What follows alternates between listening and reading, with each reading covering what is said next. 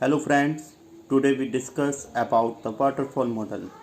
Waterfall model जैसा कि नाम से पता चल रहा है कि पानी का झरना, यहाँ पर जो भी फेस होगी ऊपर से नीचे की तरफ आएगी।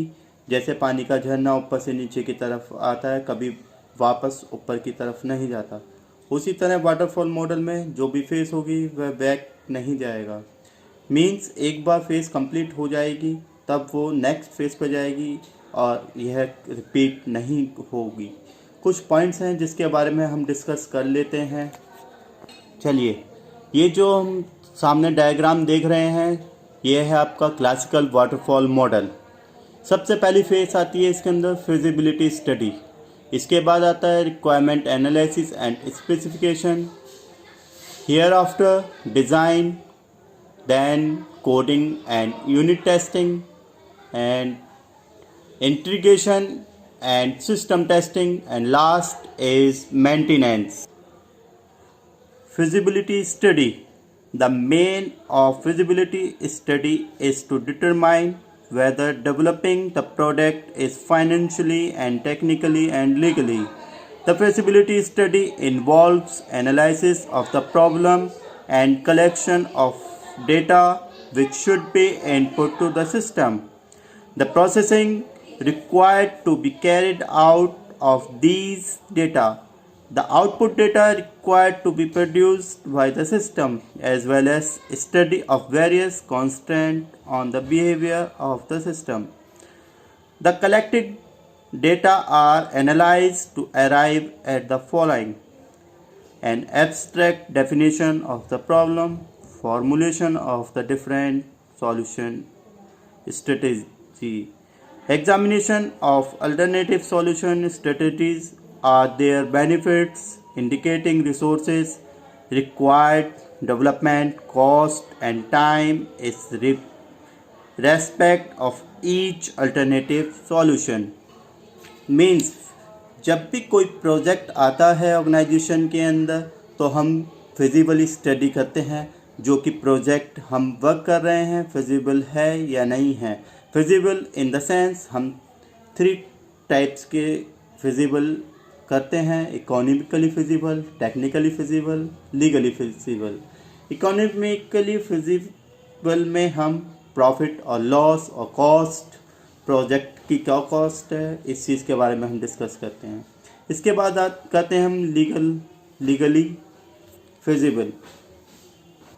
लीगली फिजिबल में हम ये देखते हैं कोई इशू तो नहीं है, कोई गवर्नमेंट इशू है तो हम उसको रिजॉल्व करते हैं, अदरवाइज नहीं तो गवर्नमेंट इसको बैन कर सकती है। लास्ट आता है इसका टेक्निकल इशू। ये प्रोजेक्ट किसी भी लैंग्वेज में हम करते हैं तो हम सबसे ये देखते हैं कि ये हमारा अपडेटेड वर्जन है या नहीं है। अब next phase requirement analysis and specification की हम बात करते हैं। The main of the requirement analysis and specification is to understand the exact requirement of the customer and document them properly. This phase consists to distinct activities: requirement analysis and requirement specification. The goal of requirement analysis is to collect and analyze all related data and information with a view to understand the customer requirement clearly and avoiding the inconsistencies and incompleteness in these requirement.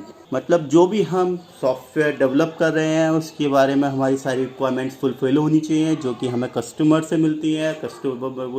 Customer is called client. अब इसी के अंदर second आता है हमारा specification. Specification is called It's follow software requirement specification. It should be complete, it should be concise, and at the same time unambiguous, and it should be traceable, it should be simple. Means जो हमारा software requirement specification है एक हमारा document होता है जो कि हमारे क्लियरली डिफाइन होना चाहिए, क्लाइंट की तरफ से कि अनएम्बिगुअस होना चाहिए। ये सारी चीज़ें हमारी आती हैं सेकंड फेज जो कि है requirement analysis and specification. Next phase है डिज़ाइन। इस डिज़ाइन फेज में हम फॉलो करते हैं DFD, data flow diagram, ER diagram, entity relationship diagram, कि जो भी हम डेटा इसके अंदर यूज़ कर रहे हैं वो किस तरीके से फॉलो कर रहा है। ये सब सारी इंफॉर्मेशंस हम डिज़ाइन फेज के अंदर सॉल्व करते हैं। नेक्स्ट फेज आती है हमारी कोडिंग एंड यूनिट टेस्टिंग।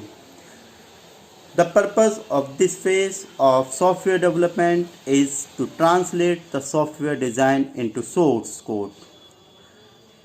मतलब जो भी हमने डिज़ाइन किया है हम उस डिज़ाइन को कन्वर्ट करते हैं या फिर ट्रांसलेट करते हैं सोर्स कोड में उस डिज़ाइन को। अब बात आती है यूनिट टेस्टिंग की। Unit testing, the end product of the implementation phase is a set of program module that have been individually tested. Next phase आती है हमारी integration and system testing. During this phase, the different modules are integrated in a planned manner. The different module making up a system are almost never integrated in a single shot. Next is system testing. System testing is considered the two types, hardware and software. First is hardware configuration. जो भी हम software बना रहे हैं वो हमारे system के लिए कितना एप्लीकेबल है, क्या एफिशिएंसी है, हम ये सारी चीज़ें कंसीडर करते हैं सिस्टम टेस्टिंग के अंदर। अब बात करते हैं हम, लास्ट आता है हमारा maintenance. It has been estimated that maintenance of any software product usually require much more effort than the effort necessary to develop the product. Many studies indicate that the relative effort of development of a typical system to its maintenance effort is roughly in the 60 and 40 ratio. Maintenance involves the performing any one or more of the following three kinds activities. मतलब जो भी हम maintenance कर रहे हैं ये हमारी 60 और 40 के रेशियो में डिवाइडेड है। इसका मतलब ये कि जितनी भी हमारी फेसेस रही हैं वो सब इससे पहले, मेंटेनेंस से पहले की, वो सारी हम कंसीडर करते हैं 40% में, और सबसे बड़ा रोल होता है हमारा मेंटेनेंस का, वो है हमारा 60%। अब बात करते हैं हम three types of activities. First, correcting efforts. Second, improving the implementation of the system and enhancing the functionalities of the system according to the customer requirement. This is called preventive maintenance. And third, porting of the software to a new environment, for example, to a new computer or a new operating system. तो आज हमने waterfall model के बारे में discuss किया। अब हम next discuss करेंगे लॉकडाउन होने की वजह से आपकी ये JSPG college online classes start की गई हैं। हम कोरोना वायरस की वजह से घर से बाहर नहीं निकलेंगे, घर पर ही रहेंगे और घर पर ऑनलाइन स्टडी करेंगे। Stay home, stay safe.